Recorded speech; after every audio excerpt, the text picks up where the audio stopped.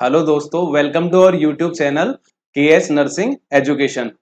तो myself Manish Kumar Sharma और आज अपन डील करेंगे रेस्पिरेटरी सिस्टम के बारे में। अपन थोड़ा सा देखेंगे आज रेस्पिरेटरी सिस्टम को, क्या इसके ऑर्गन्स होते हैं, कैसे असेसरी ऑर्गन काम करते हैं, कैसे रेस्पिरेटरी सिस्टम वर्क करता है और बॉडी में कौन सा रोल प्ले करता है। ये जैसे सर पैरेलली पढ़ा रहे हैं आपको गैस्ट्रो इंटेस्टाइनल सिस्टम, वो सर ने डील कर रखा है। उसके बाद मैं आप लोगों को पढ़ाऊंगा रेस्पिरेटरी सिस्टम। तो रेस्पिरेटरी सिस्टम के बारे में अपन पहले बात करना चाहेंगे कि रेस्पिरेटरी सिस्टम होता क्या है या रेस्पिरेशन क्या होता है। जैसे सब लोगों को पता है जनरली रेस्पिरेशन क्या होता है कि ब्रीदिंग इन करना और ब्रीथ आउट करना, जैसे कि इंस्पिरेशन ऑफ एयर और एक्सपिरेशन ऑफ एयर। सिंपल भाषा में अगर अपन कहें तो सांस लेना और सांस छोड़ना, उसे ही अपन रेस्पिरेशन कहते हैं। ओके, इसके बाद में अपन डील करेंगे जैसे रेस्पिरेशन, एक्सटर्नल रेस्पिरेशन क्या होता है, टाइप्स इसके, इंटरनल रेस्पिरेशन क्या होता है, सेलुलर रेस्पिरेशन क्या होता है, कौन से ऑर्गन्स हैं जो असेसरी ऑर्गन्स हैं इसके, जैसे कि नोज हुआ, फेरिंग्स हुआ, लैरिंग्स हुई। तो उन सब चीजों के बारे में अपन लोग डील करेंगे आज। ओके, देन स्टार्ट करते हैं respiratory system.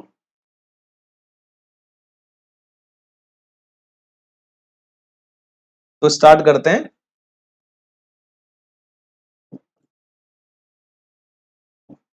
Respiratory respiratory system, जैसा कि आप सब लोगों को पता है अपनी बॉडी के अंदर बहुत सारे सिस्टम एक साथ वर्क करते हैं तभी बॉडी प्रॉपर वर्क कर पाती है। जैसे एंडोक्राइन हुआ, जीआई हुआ, मस्कुलो स्केलेटन हुआ, जिसकी वजह से अपन मूवमेंट कर पाते हैं। नर्वस सिस्टम हुआ जो अपनी पूरी ऑल ओवर द बॉडी को रेगुलेट करता है या बॉडी के पूरे मूवमेंट या पूरे कंट्रोल रखता है अपने पास में नर्वस सिस्टम। जैसे सीवीएस है, कार्डियोवेस्कुलर सिस्टम, जो कि अपनी बॉडी की बाकी एक्टिविटीज को होल्ड करता है या फिर कंट्रोल करता है या रेगुलेट करता है। वैसे ही रेस्पिरेटरी सिस्टम है जो कि मेन नीड है।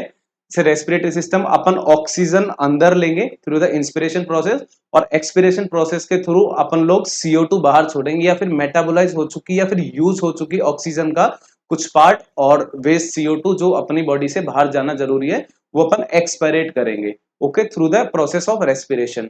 जो हम लोग आगे डील करने वाले हैं, रेस्पिरेशन की पूरी प्रोसेस क्या होती है, कैसे गैसेस का एक्सचेंज होता है, कौन कौन सी जगह कौन कौन सा एक्सचेंज हो पाता है। उसके बाद में अपन स्टार्ट करते हैं सबसे पहले एक सिंपल वर्ड से कि रेस्पिरेशन क्या होता है। रेस्पिरेशन होता क्या है? It is act of breathing.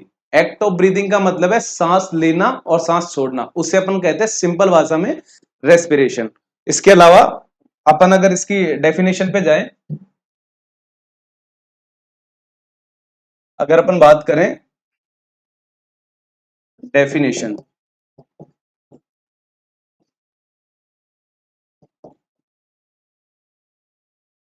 Definition definition के बारे में अगर सीधा अपन बात करते हैं तो डिलीवरी ऑफ एयर या फिर intake of oxygen and removal of carbon dioxide. इसको अपन एक डेफिनेशन की तरह से अगर लिखें तो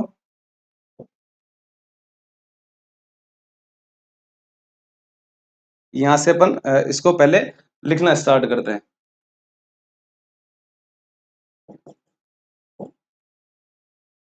delivery of delivery of air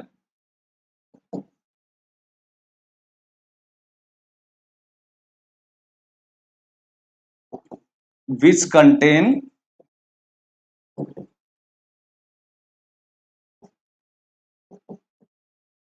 intake of oxygen intake of oxygen and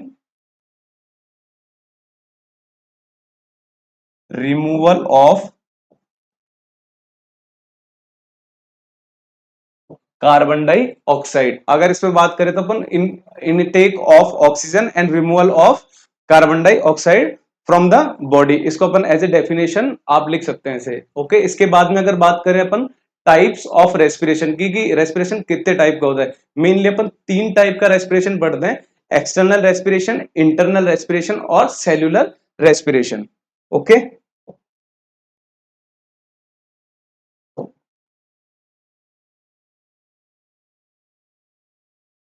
types में अपन बात करें तो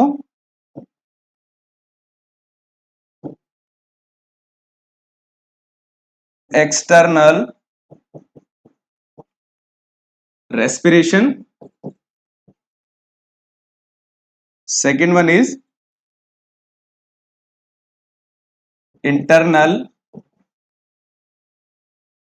respiration, and third one is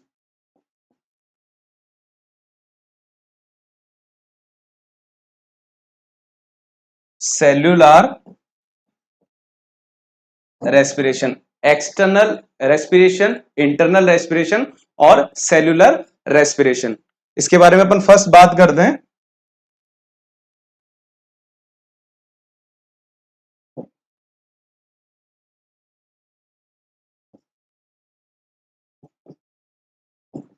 external respiration, external respiration के बारे में बात करते हैं। Exchange of gases between blood and lungs, इसका सिंपली एक लाइन लिखेंगे अपन, एक्सचेंज ऑफ गैसेज या फिर exchange of oxygen between lungs and blood.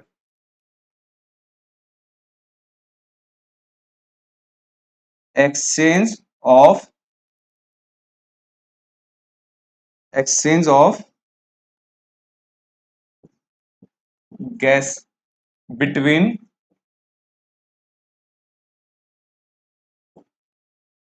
lungs and blood।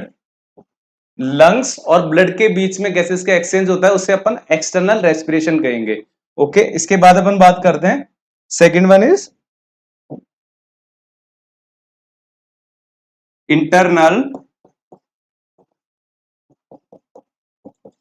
Internal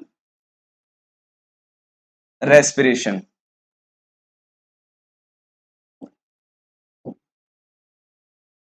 internal respiration के बारे में अपन बात करेंगे, exchange of gases, exchange of gases,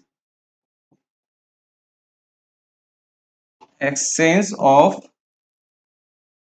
gases between blood and cell या फिर टिश्यू।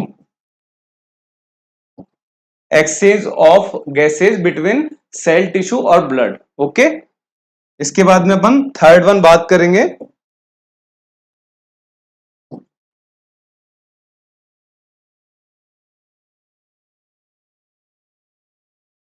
थर्ड वन अपन बात करेंगे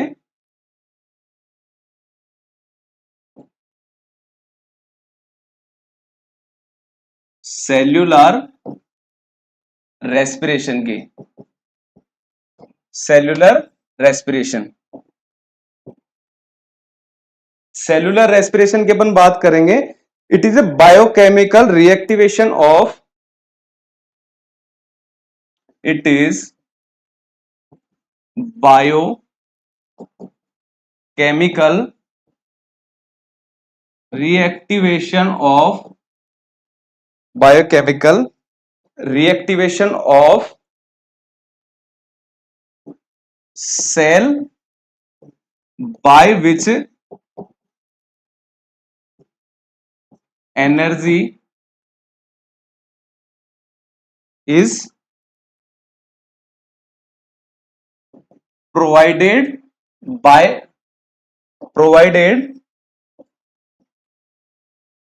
food and use of oxygen, यानी कि ऑक्सीजन के यूज के बाद में फूड से जो एनर्जी रिवील होती है उसे अपन कह सकते हैं सेल्यूलर रेस्पिरेशन। इसके बाद में तीन तरह के अपन ने रेस्पिरेशन देखे।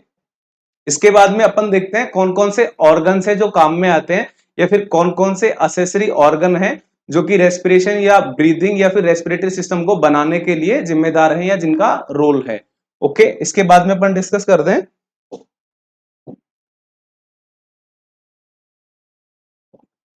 organs of respiratory system।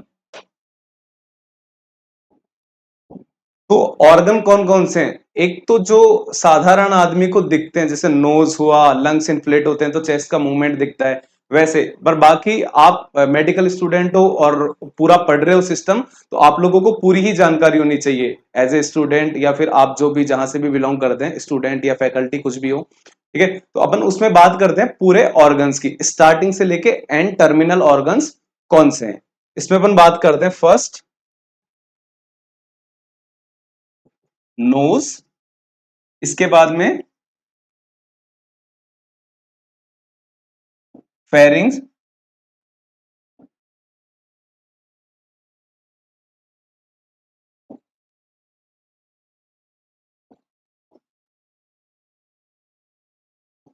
Pharynx, उसके बाद में लैरिंग्स, उसके बाद में अपन बात करते हैं ट्रेकिया, उसके बाद में ब्रोंकाई,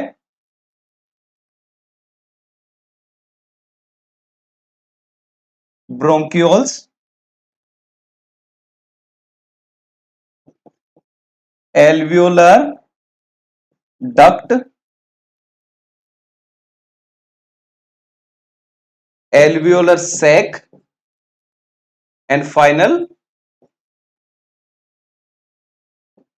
एल्वियोलाई। ओके,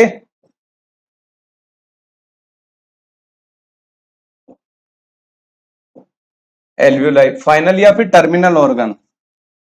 ओके, इसमें अपन बात करते हैं स्ट्रक्चरल और फंक्शनल यूनिट जो है रेस्पिरेटरी सिस्टम की, वो एल्वियोलाई ही है। ठीक है, तो एक बार मैं इसे वापस लिख देता हूं।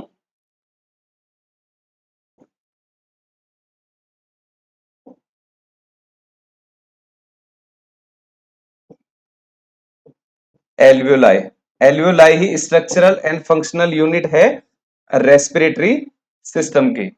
ओके, तो अपन इसे अगर एक डायग्रामेटिकली देखना चाहें या फिर एक डायग्राम से अपन समझना चाहें कौन कौन सा ऑर्गन है, तो वो मैं आप लोगों को दिखाता हूं। ये आप लोगों को क्लियर दिख रहा होगा, विजिबल तो होगा ही ये। तो इसमें अपन देखते हैं ये एक स्ट्रक्चर है। तो इसमें अपन बात करते हैं रेस्पिरेटरी ऑर्गन्स के बारे में। सबसे पहले नेजल कैविटी, अपन ने नोज पढ़ा था। ओके, फिर ये फेरिंग वाला पोर्शन है, फेरिंग और लैरिंग्स वाला। फिर फेरिंग्स में अपन बात करते हैं, सेकंड ऑर्गन है रेस्पिरेटरी सिस्टम का। उसके बाद लैरिंग्स की बात करते हैं, लैरिंग्स यहाँ पर है। ठीक है, फिर ये जो जिसपे रिंग शेप ये कार्टिलेजेस दिख रहे हैं आप लोगों को, ये ट्रेकिया है। ट्रेकिया में सी शेप कार्टिलेजेस होते हैं, 16 से 20 तक कार्टिलेज हो सकते हैं जो इसे कवर करके रखते हैं एंटीरियरली। ओके, इसके बाद में ब्रोंकाई देखते हैं अपन। फिर ये पूरे लंग्स हैं, ब्रोंकाइज डिवाइड हो जाती हैं, ब्रोंक्यूल बनाती हैं। उसके बाद वो टर्मिनल ब्रोंकाई में बदल जाती है, एल्वियोलर डक्ट होती है, फिर डक्ट के बाद में एल्वियोलर सैक, फिर एल्वियोलाई, जो लास्ट यूनिट होती है जहां पे जाके एक्सचेंज ऑफ गैसेस होता है प्रॉपरली। उसके बाद में ये देखिए आप, ये ब्रोंक्यूल है यहाँ छोटा सा ये बताया हुआ है, और ये एल्वियोलाइज है। एल्वियोलाई यानी structural and functional unit of respiratory system. Okay, इसके बाद में अपन देखेंगे क्लासिफिकेशन। अपन बात करते हैं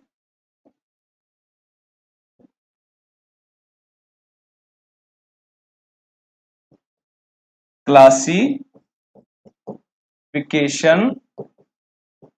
of respiratory system. Respiratory system का अपन क्लासिफिकेशन देखेंगे, तो अपन एक ही बार में इसे दो टाइप से देखेंगे, जैसे कि मैं आप लोगों को अभी बताता हूं। पहला अपन करेंगे ऑन द बेसिस ऑफ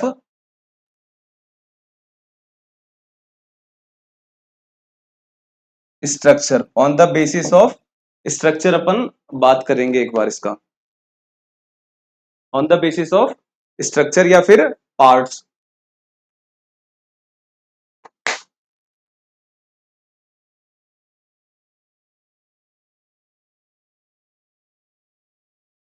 यहां से इसे अपन डिवाइड कर दें, upper respiratory tract, upper respiratory tract और lower respiratory tract, upper respiratory tract और लोअर रेस्पिरेटरी ट्रैक्ट। उसके बाद में अपन पहले बात करेंगे upper respiratory tract. Upper respiratory tract में कौन कौन से ऑर्गन्स आते हैं? अपर रेस्पिरेटरी ट्रैक्ट का अपन लिखते हैं कौन कौन से ऑर्गन्स आते हैं। इसके अंदर सबसे पहले आएगा नोज, इसके अंदर सबसे पहले आएगा नोज। अपर रेस्पिरेटरी ट्रैक्ट आप लोग समझ रहे हैं, ट्रेकिया से पहले वाली स्ट्रक्चर आएंगी अपर रेस्पिरेटरी ट्रैक्ट में, और ट्रेकिया से नीचे जो सारे रिमेनिंग स्ट्रक्चर्स हैं like trachea, bronchi, bronchiole, alveolar sac, alveolar duct और एल्वियोलाई, ये सब इंक्लूड होंगे लोअर रेस्पिरेटरी ट्रैक्ट के अंदर। Nose, pharynx and third is larynx, ये तीनों होंगी अपर रेस्पिरेटरी ट्रैक्ट के अंदर इन्वॉल्व। इसके बाद में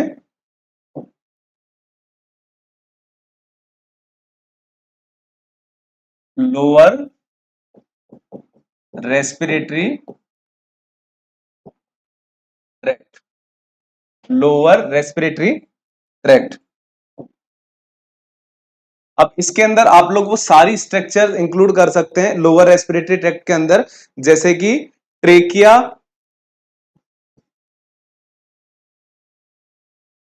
trachea, bronchi, bronchiole,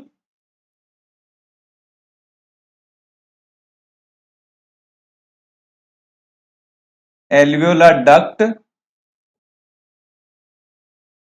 alveolar sac और फाइनल या टर्मिनल स्ट्रक्चर एल्वियोलाई। ओके, ये सब आएंगे लोअर रेस्पिरेटरी ट्रैक्ट के अंदर, ये सब आएंगी लोअर रेस्पिरेटरी ट्रैक्ट के अंदर। और दूसरा क्लासिफिकेशन अपन देखें तो अकॉर्डिंग टू फंक्शन। ओके, अगर अपन देखें तो ये भी दो तरीके से डिवाइड किया हुआ है। फर्स्ट है इसके अंदर कंडक्शन, फर्स्ट क्या है इसके अंदर? कंडक्शन। कंडक्शन दूसरा क्या है? Respiratory unit. ओके, सेकंड कैसे डिवाइड किया गया है? According to function. फंक्शन के अंदर पहला कंडक्शन और सेकंड रेस्पिरेटरी यूनिट। कंडक्शन मतलब कंडक्ट करना एयर को या पाथवे प्रोवाइड करना, और रेस्पिरेटरी मतलब एंड टर्मिनल जहां एक्सचेंज होगा गैसेस का या प्रॉपर रेस्पिरेशन होगा, फाइनल रेस्पिरेशन। ओके, इसके अंदर लिखते हैं अपन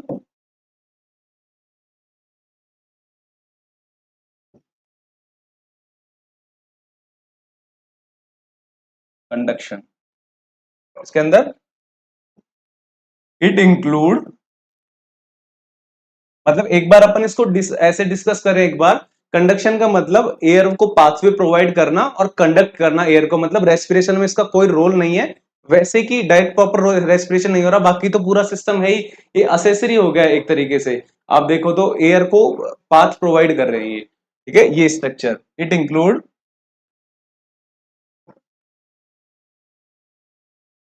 कंडक्शन ऑफ एयर, और या फिर एयर अपन लिख सकते हैं, ऑक्सीजन ही जरूरी नहीं है बट ऑक्सीजन भी लिखते हैं अपन। ओके, मेनली रेस्पिरेशन ऑक्सीजन से ही एसोसिएटेड है। Oxygen to the